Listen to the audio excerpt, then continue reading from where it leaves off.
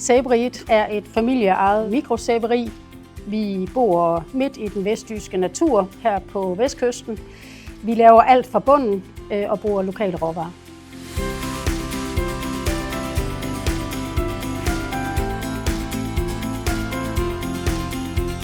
Når vi producerer vores sæber, så bruger vi kokosolie, lokalt produceret rapskerneolie, en eterisk olie og kaustiksoda. Og det er så det, vi blander i vores gryder. Der startes en kemisk reaktion, når man begynder at blende det, og så bliver det lavet om til sæbe undervejs.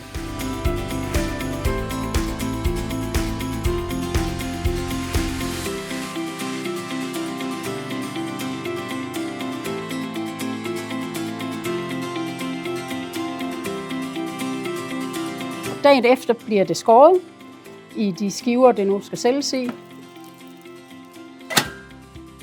Så står det på en hylde i 14 dage, hvorefter det bliver pakket i FSC-certificerede papkasser og solgt til forbrugeren.